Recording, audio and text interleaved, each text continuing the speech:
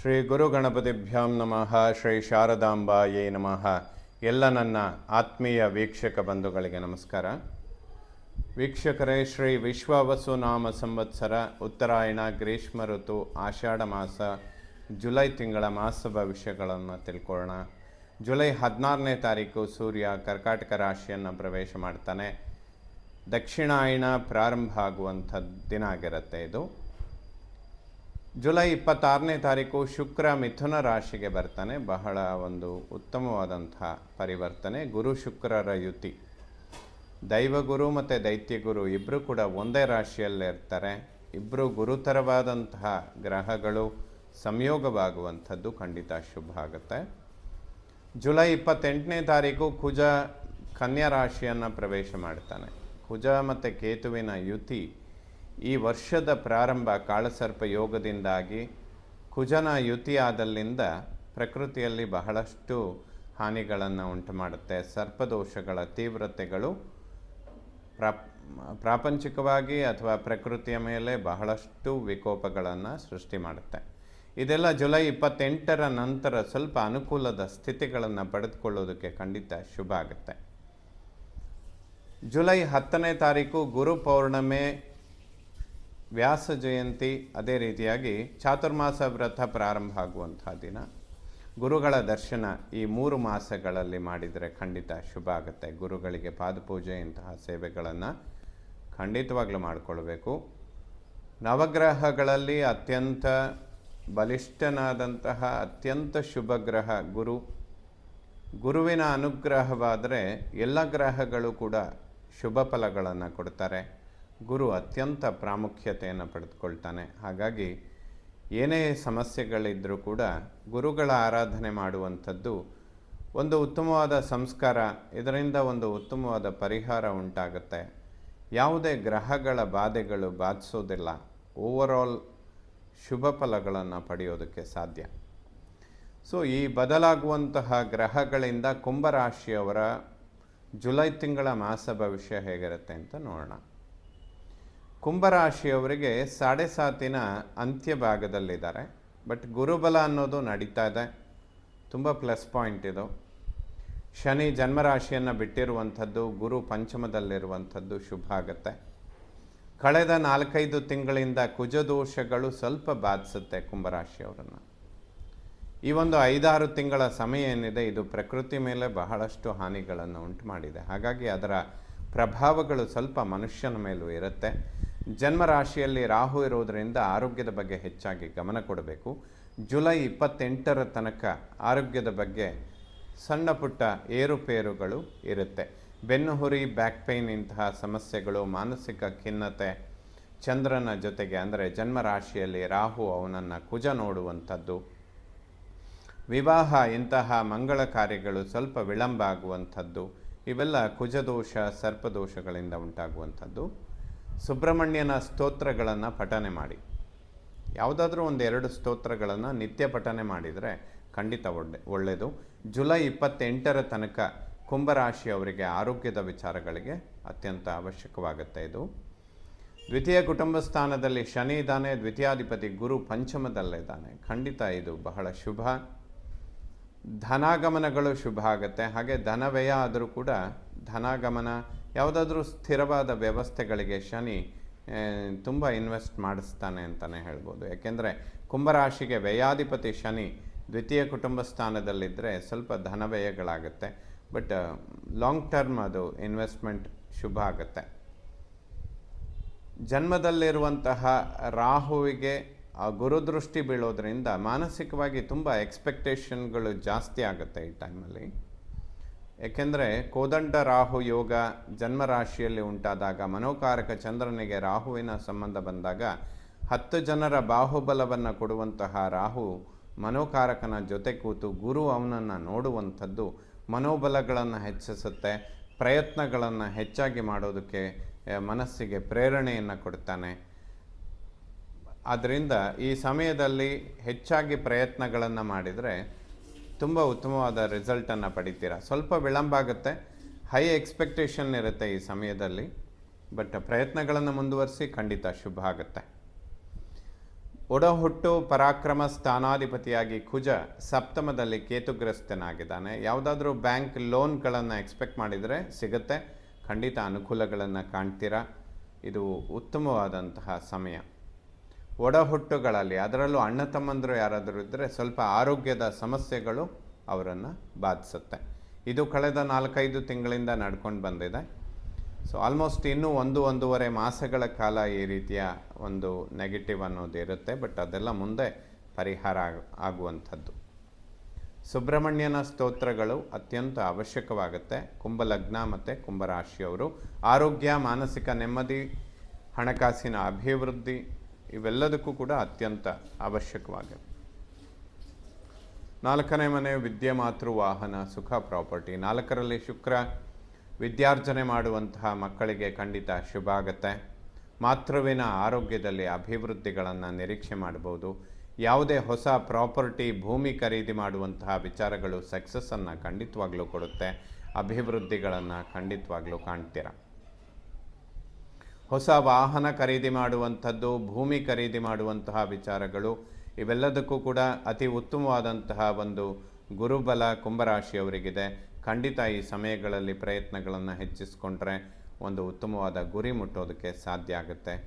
ಶನಿ ಕುಟುಂಬ ಧನಸ್ಥಾನದಲ್ಲಿ ಖಂಡಿತ ಶುಭ ಫಲಗಳನ್ನು ಕೊಡ್ತಾನೆ. ತುಂಬ ಧನವ್ಯಯ ಆಗ್ತಾ ಇದೆ ಅಂತ ಅನ್ನಿಸ್ಬೋದು, ಬಟ್ ಅದರಿಂದ ಕೆಲವೊಂದಿಷ್ಟು ಶಾಶ್ವತ ವ್ಯವಸ್ಥೆಗಳು ಕುಂಭರಾಶಿಯವರಿಗೆ ಖಂಡಿತವಾಗ್ಲೂ ಆಗುತ್ತೆ. 5ನೇ ಮನೆ ಜ್ಞಾನ, ಸಂತಾನ, ಪೂರ್ವಪರ ಪುಣ್ಯ. ಸಂತಾನದ ಅಂಚಿನಲ್ಲಿರುವಂಥವರಿಗೆ ಅದ್ಭುತವಾದಂತಹ ಸಮಯ ಇದು. ಈ ಗುರುಬಲ, ಪುತ್ರ ಸಂತಾನ ಇವೆಲ್ಲ ತುಂಬ ಅದ್ಭುತವಾಗಿ ಆಗುತ್ತೆ. ಮಕ್ಕಳ ವಿದ್ಯಾಭ್ಯಾಸ, ವಿದೇಶದಲ್ಲಿ ವಿದ್ಯೆ, ಉದ್ಯೋಗ ಇವೆಲ್ಲದೂ ಕೂಡ ಉತ್ತಮ ಒಂದು ಗುರಿಯನ್ನು ಮುಟ್ಟೋದಕ್ಕೆ ಈ ಗುರುಬಲ ಖಂಡಿತವಾಗಲೂ ಸಹಾಯವಾಗುತ್ತೆ. ಸಂತಾನ ಸ್ಥಾನಕ್ಕೆ ಗುರು ಬರ್ತಾನೆ. 12 ವರ್ಷಕ್ಕೊಂದ್ಸರಿ ಸಂತಾನ ಸ್ಥಾನಕ್ಕೆ ಗುರು ಬರುವಂಥದ್ದು ಕುಂಭರಾಶಿಯವರಿಗೆ ಖಂಡಿತ ಶುಭ ಫಲಗಳನ್ನು ಕೊಡುತ್ತೆ. ಶತ್ರು ಋಣ ರೋಗ ಸ್ಥಾನದಲ್ಲಿ ಬುಧನ ಸಂಚಾರ ಈ ತಿಂಗಳ ಮಧ್ಯಭಾಗದಲ್ಲಿ ಅಂದರೆ 16ನೇ ತಾರೀಕಿನ ನಂತರ ಬುಧಾದಿತ್ಯ ಯೋಗ ಷಷ್ಠ ಭಾವದಲ್ಲಾಗುತ್ತೆ. ಖಂಡಿತ ಶುಭ ಫಲಗಳನ್ನು ಕಾಣ್ತೀರಾ. ಯಾವುದೇ ಶತ್ರು ಬಾಧೆಗಳಿರೋದಿಲ್ಲ. ಯಾವುದೇ ಇನ್ವೆಸ್ಟ್ಮೆಂಟ್, ಪಾರ್ಟ್ನರ್ಶಿಪ್, ವ್ಯವಹಾರ, ಬಿಸ್ನೆಸ್, ಹಣ ಹೂಡಿಕೆ ಇದೆಲ್ಲದೂ ಕೂಡ ಸಕ್ಸಸ್ಸನ್ನು ಕೊಡುತ್ತೆ. ಖಂಡಿತವಾಗ್ಲೂ ಮಾಡ್ಕೊಳ್ಬೋದು. ಈ ತಿಂಗಳ 18ರ ನಂತರ 28ರ ತನಕ ಕುಂಭರಾಶಿಯವರಿಗೆ ಒಂದು 10 ಡೇಸ್ ತುಂಬ ಚೆನ್ನಾಗಿರುತ್ತೆ ಅಂತ ಹೇಳ್ಬೋದು. ಸಪ್ತಮ ಮಾಂಗಲ್ಯ, ವಿವಾಹ, ದಾಂಪತ್ಯ. ವಿವಾಹದ ಅಂಚಿನಲ್ಲಿರುವಂಥವರು ವಿಳಂಬಗಳು ಉಂಟಾಗಿದ್ದರೂ ಕೂಡ ಕಳೆದ 2.5-3 ವರ್ಷಗಳಿಂದ ಬಹಳಷ್ಟು ವಿಳಂಬಗಳನ್ನು ನೋಡ್ತಾ ಬಂದಿರ್ತೀರ. ಬಟ್ ಅವೆಲ್ಲ ಈಗ ಸಕ್ಸಸ್ ಆಗುತ್ತೆ. ಪಂಚಮದಲ್ಲಿ ಗುರು, ಸುಖಸ್ಥಾನದಲ್ಲಿ ಶುಕ್ರ ಖಂಡಿತ ಶುಭ ಫಲಗಳನ್ನು ಕೊಡ್ತಾನೆ. ಕಳತ್ರಕಾರಕ ಶುಕ್ರ ಸ್ವಕ್ಷೇತ್ರದಲ್ಲಿದ್ದಾನೆ. ಕಳತ್ರ ಪುತ್ರಸ್ಯ ಶನಿ ಮಹಾತ್ಮ ದ್ವಿತೀಯ ಕೇಂದ್ರದಲ್ಲಿದ್ದಾನೆ. ಪಂಚಮದಲ್ಲಿ ಗುರು ಇವೆಲ್ಲದೂ ಕೂಡ ಶುಭ ಫಲಗಳನ್ನು ಕೊಡುತ್ತೆ. ವಿವಾಹ ಇಂತಹ ಮಂಗಳ ಕಾರ್ಯಗಳಿಗೆ ಕುಂಭರಾಶಿಯವರಿಗೆ ಖಂಡಿತ ಶುಭ ಸಮಯ. ದಂಪತಿಗಳು ಸ್ವಲ್ಪ ಆರೋಗ್ಯದ ಬಗ್ಗೆ ಗಮನ ಕೊಡಬೇಕು. ಗಂಡನ ಜಾತಕದಲ್ಲಿ ಕುಂಭರಾಶಿಯವರಿಗೆ ಹೆಂಡತಿಗೆ ಸ್ವಲ್ಪ ಹಾರ್ಮೋನ್ ಇಂಬ್ಯಾಲೆನ್ಸ್ಗಳು, ಥೈರಾಯ್ಡ್ ಇಂತಹ ಸಮಸ್ಯೆಗಳಿಗೆ ಸ್ವಲ್ಪ ಕಾರಣ ಆಗುತ್ತೆ. ಇವೆಲ್ಲ ಕಳೆಯೋದಕ್ಕೆ ಇನ್ನೊಂದು 2 ಮಾಸ ತೆಗೆದುಕೊಳ್ಳುತ್ತೆ. ಸ್ವಲ್ಪ ಅವಾಯ್ಡ್ ಮಾಡಿದರೆ ಕುಂಭರಾಶಿಯವರು, ದಂಪತಿಗಳು ಸ್ವಲ್ಪ ಆರೋಗ್ಯದ ಬಗ್ಗೆ ಗಮನ ಕೊಡುವಂಥದ್ದು ಅವಶ್ಯಕ. ಸುಬ್ರಹ್ಮಣ್ಯ ಮತ್ತು ಲಕ್ಷ್ಮೀ ನರಸಿಂಹನ ಸ್ತೋತ್ರಗಳನ್ನು ಪಠನೆ ಮಾಡಿ. ದಂಪತಿಗಳು ಆರೋಗ್ಯದ ವಿಚಾರದಲ್ಲಿ ಅಭಿವೃದ್ಧಿಗಳನ್ನು ಖಂಡಿತವಾಗಲೂ ಕಾಣೋದಕ್ಕೆ ಸಾಧ್ಯ ಆಗುತ್ತೆ. ಮೃತ್ಯು ಸ್ಥಾನಾಧಿಪತಿ ಬುಧ ಷಷ್ಠದಲ್ಲಿದ್ದಾನೆ. ಸ್ನೇಹಿತರಿಂದ ತುಂಬ ಅನುಕೂಲಗಳು ಉಂಟಾಗುತ್ತೆ. ಯಾವುದೇ ಸಮಸ್ಯೆಗಳು ಬರೋದಿಲ್ಲ. ಭಾಗ್ಯಾಧಿಪತಿ ಶುಕ್ರ ಸುಖಸ್ಥಾನದಲ್ಲಿದ್ದಾನೆ. ಭಾಗ್ಯೋದಯವಾಗುತ್ತೆ. ಪಿತೃವಿನ ಒಂದು ತಂದೆಯ ಅನುಗ್ರಹ, ಆಶೀರ್ವಾದ ಅದ್ಭುತವಾಗಿ ಸಿಗುತ್ತೆ. ಪಿತ್ರಾರ್ಜಿತ ಆಸ್ತಿಗಳು, ಪ್ರಾಪರ್ಟಿ ಇವೆಲ್ಲ ಅಭಿವೃದ್ಧಿಗಳು ಪಡ್ಕೊಳ್ಳುತ್ತೆ. ಖಂಡಿತ ಶುಭ.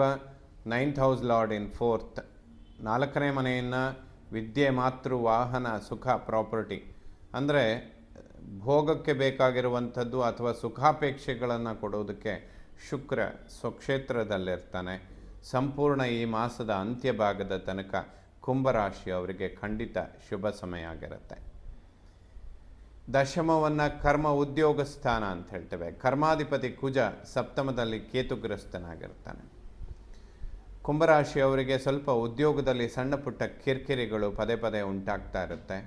ಇವೆಲ್ಲ ಇನ್ನೊಂದು 2-3 ಮಾಸಗಳ ಕಾಲ ಒಂದು ಕಂಟಿನ್ಯೂಯೇಷನ್ ಇರುತ್ತೆ. ಲಕ್ಷ್ಮೀ ನರಸಿಂಹ ಮತ್ತು ಸುಬ್ರಹ್ಮಣ್ಯನ ಸ್ತೋತ್ರಗಳನ್ನು ಪಠನೆ ಮಾಡುವಂಥದ್ದು ಖಂಡಿತ ಶುಭ. ಕುಂಭರಾಶಿಯವರಿಗೆ ಇದು ಬಹಳಷ್ಟು ಅನುಕೂಲಗಳನ್ನು ಮಾಡಿಕೊಡುತ್ತೆ.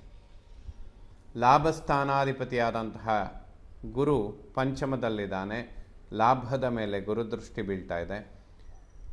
ಕುಂಭರಾಶಿಯವರಿಗೆ ಗುರುಬಲ ವಿಶೇಷವಾದ ಲಾಭಗಳನ್ನು ತಂದುಕೊಡುತ್ತೆ. ಸ್ವಲ್ಪ ವಿಳಂಬ ಅಂತ ಅನಿಸ್ಬೋದು, ಯಾಕೆಂದರೆ ಒಂದು 2-3 ಗ್ರಹಗಳು ಸ್ವಲ್ಪ ನೆಗೆಟಿವಲ್ಲಿದ್ದಾರೆ. ಕುಜ ಕೇತುಗ್ರಸ್ತನಾಗಿದ್ದಾನೆ, ರಾಹು ಜನ್ಮದಲ್ಲಿದ್ದಾನೆ. ಆ ರಾಹುವಿನ ಮೇಲೆ ಗುರುದೃಷ್ಟಿ ಬೀಳುತ್ತೆ. ಸೊ ಇವೆಲ್ಲ ಏನಾಗುತ್ತೆ, ಸ್ವಲ್ಪ ಎಕ್ಸ್ಪೆಕ್ಟೇಷನ್ ಹೈ ಮಾಡುತ್ತೆ. ತುಂಬ ಪ್ರೆಷರ್ ಹಾಕಿ ಕೆಲಸ ಮಾಡ್ತೀರಾ, ಬಟ್ ರಿಸಲ್ಟ್ ಸ್ವಲ್ಪ ವಿಳಂಬ ಆಗುತ್ತೆ. ಏನೇ ಇದ್ದರೂ ಕುಂಭರಾಶಿಯವರಿಗೆ ಕೆಲವೊಂದಿಷ್ಟು ಶಾಶ್ವತವಾದ ವ್ಯವಸ್ಥೆಗಳಿಗೆ ಈ ಗುರುಬಲ ತುಂಬ ಒಳ್ಳೆಯದು ಅಂತ ಹೇಳ್ಬೋದು. ಅಂದರೆ ವಿದ್ಯಾರ್ಜನೆ ಮಾಡುವಂತಹ ಮಕ್ಕಳಿಗೆ ಖಂಡಿತ ಶುಭ. ಪ್ರಾಪರ್ಟಿ, ವಾಹನ, ಯಾವುದಾದ್ರೂ ಭೂಮಿ ಖರೀದಿ, ಮನೆ ಕಟ್ಟುವಂಥದ್ದು, ವಾಹನ ಖರೀದಿ ಮಾಡುವಂಥದ್ದು ಖಂಡಿತ ಶುಭ ಆಗುತ್ತೆ. ಸಂತಾನ ಖಂಡಿತ ಶುಭ.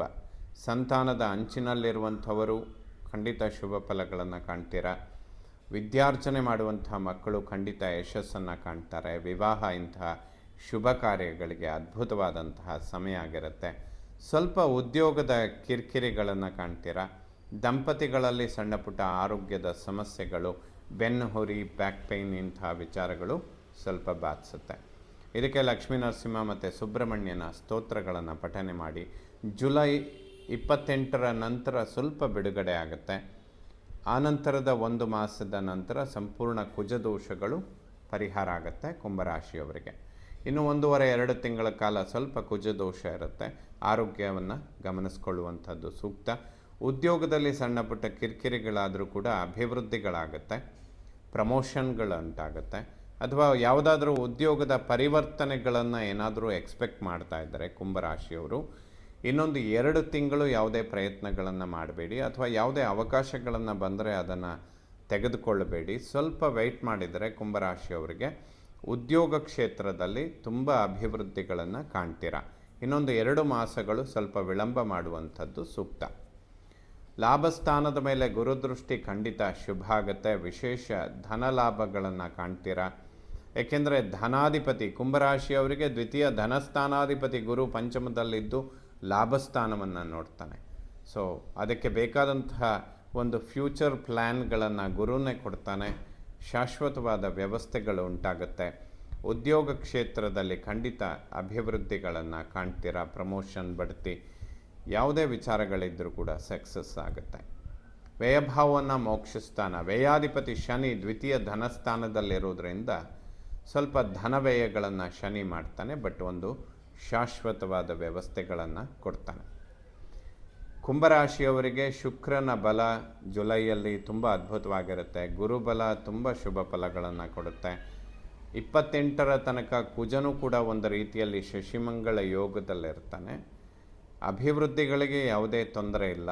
ಆರೋಗ್ಯದ ಬಗ್ಗೆ ಸ್ವಲ್ಪ ಗಮನ ಕೊಡುವಂಥದ್ದು ಸೂಕ್ತ. ಸೊ ಎಲ್ಲ ನವಗ್ರಹಗಳು ಕೂಡ ಜುಲೈ ತಿಂಗಳಲ್ಲಿ ಕುಂಭರಾಶಿಯವರಿಗೆ ಉತ್ತಮ ಸ್ಥಿತಿಯಲ್ಲೇ ಇರ್ತಾರೆ. ಅತ್ಯಂತ ಅವಶ್ಯಕವಾಗಿರುವಂಥದ್ದು ಶನಿ, ಶುಕ್ರ ಮತ್ತು ಗುರು. ಅವರು 3 ಜನ ಅದ್ಭುತ ಸ್ಥಾನದಲ್ಲಿದ್ದಾರೆ. ಪ್ರಯತ್ನಗಳನ್ನು ಹೆಚ್ಚಿಸ್ಕೊಂಡ್ರೆ ಶುಭವಾಗುತ್ತೆ. ಎಲ್ಲ ನವಗ್ರಹಗಳು ಕೂಡ ಕುಂಭರಾಶಿಯವರಿಗೆ ಜುಲೈ ತಿಂಗಳಲ್ಲಿ ಶುಭ ಫಲಗಳನ್ನೇ ಕೊಡಲಿ. ಶ್ರೀ ಶಾರದಾ ಪರಮೇಶ್ವರಿಯ ಸಂಪೂರ್ಣ ಅನುಗ್ರಹ ಎಲ್ಲ ನನ್ನ ವೀಕ್ಷಕ ಬಂಧುಗಳ ಮೇಲಿರಲಿ. ಶುಭವಾಗಲಿ ವೀಕ್ಷಕರ.